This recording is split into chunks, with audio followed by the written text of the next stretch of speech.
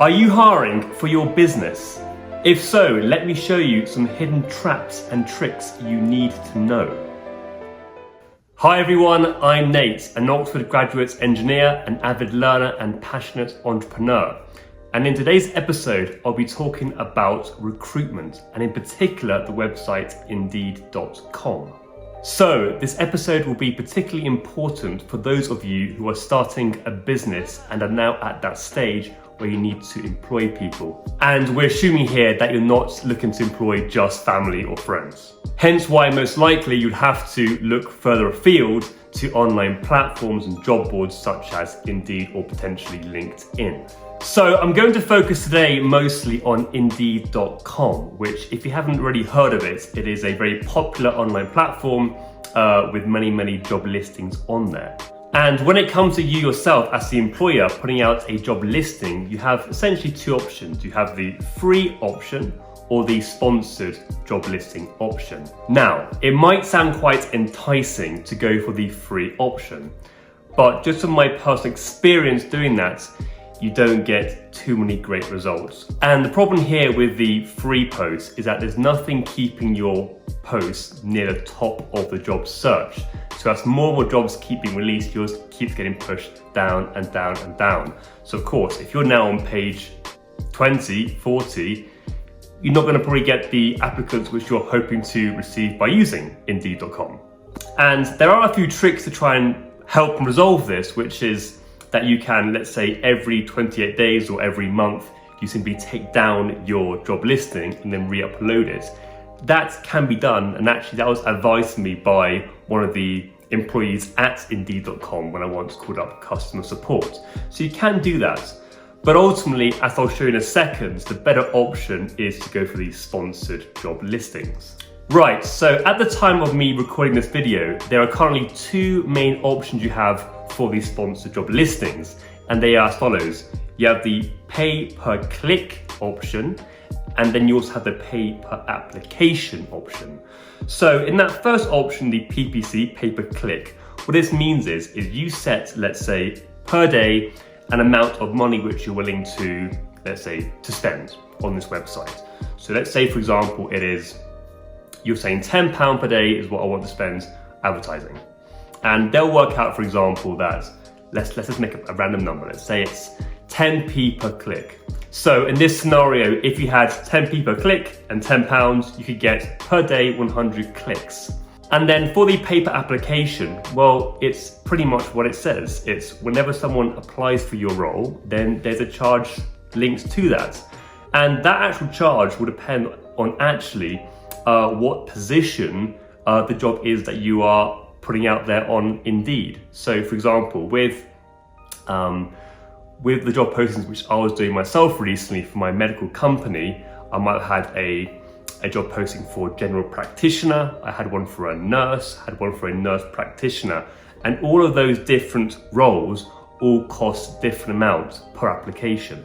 So for example, the GP might have been, I think, roughly £30 or £35 per application, whereas I think the nurse was £20. And that you might think is linked because generally there's correlation between how much the salary is. So for a higher paying job, say a GP, that would therefore cost more for you for the application. But there is one thing to note, which is that it isn't completely linked to the salary of that job posting, because in my scenario here with the nurse practitioner, so they're more advanced than a nurse, that one there actually was about, I think, £55 per application, which was a lot more than the actual general practitioner, the doctor. And the nurse practitioner was earning about half the amount of a GP, and yet the application cost double. And I believe what happens here is that it depends also on how many different job postings there are of that particular role. So for example, at that time when I was advertising on Indeed, there just weren't many nurse practitioner roles out there. So therefore, with fewer data points, simply the Indeed kind of gets it wrong and it kind of inflates the price. But guess what?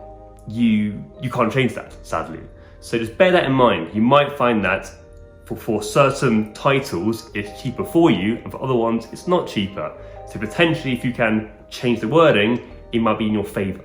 One nice thing though about the paper application is that you actually have 3 days, 72 hours to reject the application if they're not a good fit. So why is that good? Well, let's say you now have, let's say 10 people applying that are completely unqualified and they're all £30 per application. If you can reject it, you're paying 300 quid for rubbish. So at least here, you can look at it and go, no, rubbish, reject, reject, reject. So that's a very good thing about the pay per application. All right, so what's my advice on which one to go for, pay per click or pay per application? And essentially it's quite easy actually. And it's due to this reasoning. When I was doing my job postings, what I found was there were a lot of underqualified or just random people applying for my positions, and often, let's say, from different continents, even though my jobs were based in the UK, not remote. So at least with a paper application, all you do is a bit tedious, but you reject, and essentially you're paying nothing. You're doing a sponsored ad, but you're paying nothing. But with pay per click, how frustrating. You could be there putting your £10 per day budget, and every single day gets used up by 100 individuals, if it was 10p per click, who you don't want seeing your adverts, okay? So in my opinion, I would stay far away from the pay-per-click. But that's just my opinion, that's my experience. It might work well for you, but for me, it didn't. Okay, so let's now assume that you've gone for the paper application. So how can we try and minimize, say, these unwanted candidates applying for your job? And again, for my scenario, what I found was that it was often, let's say, people from Africa who were applying, wanting actually a sponsorship or kind of work visas, which you kind of do for them to come across to in the UK. That was just my experience. Now, if you're offering visas to people in different countries, then great, that's fantastic. But if you don't want that, you want to obviously try and eliminate these applications, especially given that what we found was that the 3 days, the 72 hours before you get charged automatically, this continues over the weekend. So often what will happen is, let's say someone applies Friday at 7 p.m, let's say, you might have, logged off, and let's say you're not going to touch the laptop over the weekend. Well, suddenly on Monday, well, by 7 p.m, you're getting charged. And if you're busy that day and you're not paying attention, bam, you get charged £30 for a candidate you don't want. So just, again, be aware that for this kind of stuff, you want to be on it, paying attention, and ideally, we need to cut down on these unwanted applications in case you by mistake forget to reject. And the solution was as follows for me. In your job post, you put some compulsory questions that they must answer. Now, I'm sure that for most of you listening to this, you would have many times when applying for jobs have gone, how frustrating, I don't want to answer these questions. I just want to give my CV and be done with it. Me too. But that's the whole point. By doing these questions, you cut out the people who essentially are just sending out their CVs. Because that's what's happening here. These people are just, for all countries, are just going bam, bam, bam, bam, bam, sending out, hundreds per day of applications, hoping that one person takes them. Well, if that's not you, we don't want these applications. So therefore, put in some questions. And one of the compulsory questions that I included was, are you aware that this role is in person, located in, let's say, Reading? Because by doing that, they have to kind of write down yes or no, and that reduces the chance of people saying just yes, even though they weren't in the country, because of course, an interview will of course be embarrassing and they'll get rejected. And actually, we didn't get anyone lying just to bypass the question, thankfully. And by the way, it wasn't always just people from outside the country applying. Sometimes you had people from the same country, but just like a 4-hour drive away up north. And when speaking to these people, when we initially didn't have the question in place, it turns out, no, they weren't planning to move down south. It was just, oh, sorry, I hadn't read the details of the post. So again, put in the questions and you'll save yourself a lot of hassle and time. Okay, so let's assume now that you have put these questions in place and it has reduced the number of applicants which you didn't want to, let's say, interview. Here's the next pain point in this whole process with Indeed. So what we noticed happening was that we had quite a few applicants who would apply with a great CV. So the second they applied, now that 72-hour, 3-day clock has begun. okay? After 3 days, you're getting charged regardless. So what you're meant to do is then on Indeed, reach out to them using their mailing system and to sort out a interview date, let's say, or have some kind of communication. But here's the issue, and it happened many times. So what would happen is we'd reach out to these individuals and suddenly 1 day might go by, 2 days go by, and at this point, they still haven't got back to you. So now you have a decision to make. Do you, let's say, hope that at some point they get back to you? Okay, and then if they do, then brilliant. But if they don't, you've now gone past your 3-day point, you spent the money, and for nothing, okay? So in that scenario there, I think that's actually quite an easy one to solve. It's simply, if they haven't got back to you in, say, 2.5 days, you just cancel it. Of course, you must be aware of the end dates. Use a diary, because if not, you'll miss it. And that can happen and did happen. But bear that in mind. But that will be the best solution. But it gets more tricky than that, because many times what happens is you start a back and forth, okay? You start a back and forth, and they might start asking, the short questions. You might say, oh, so passing your number to call you on, and then they might get back to you a day later.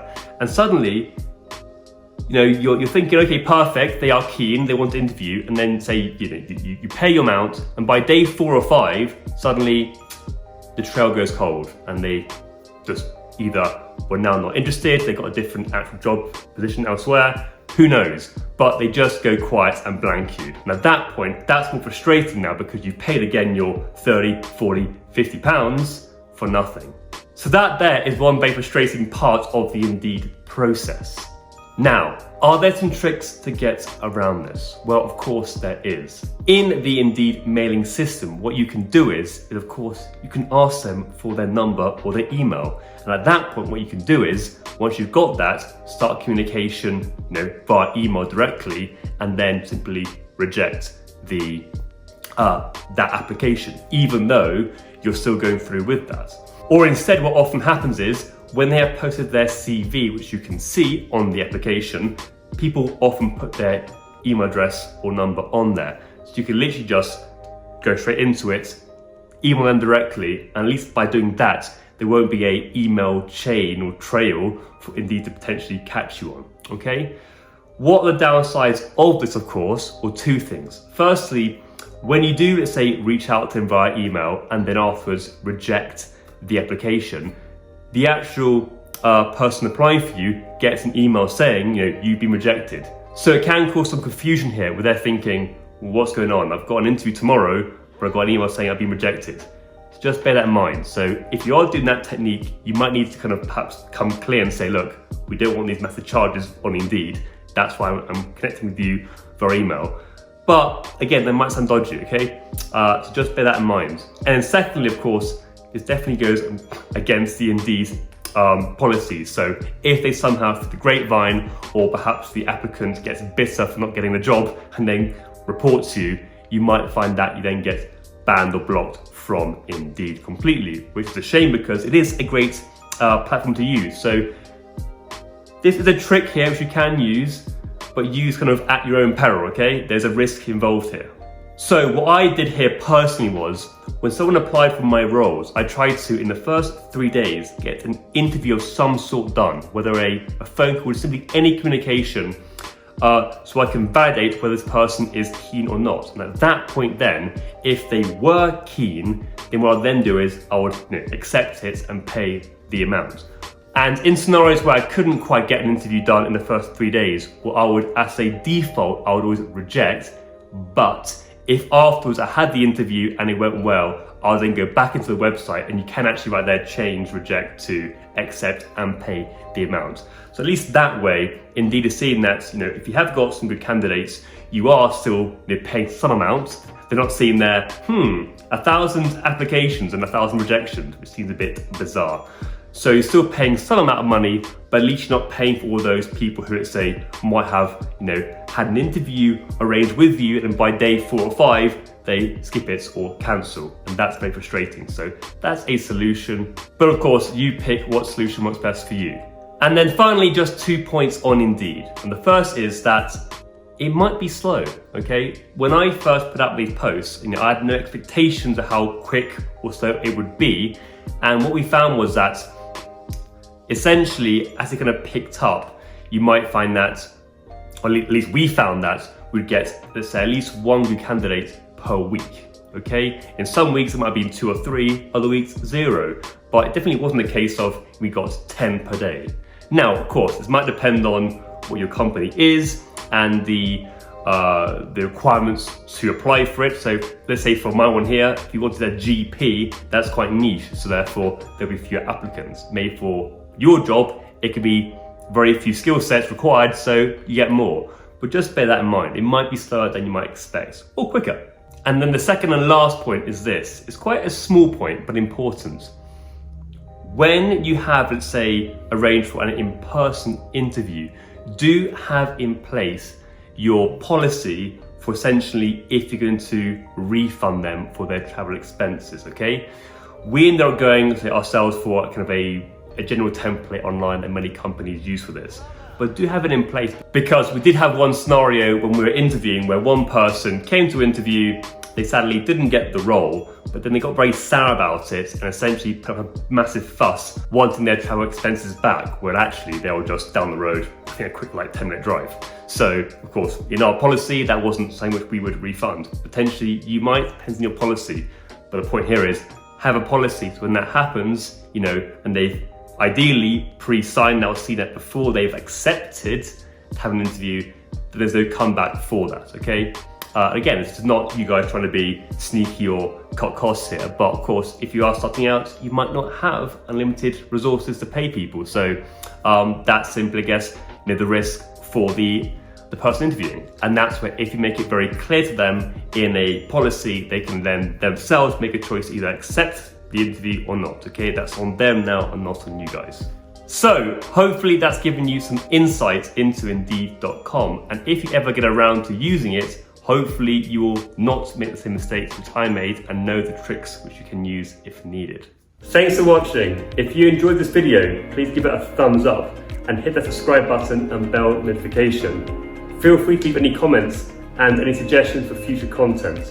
And as ever, onwards and upwards.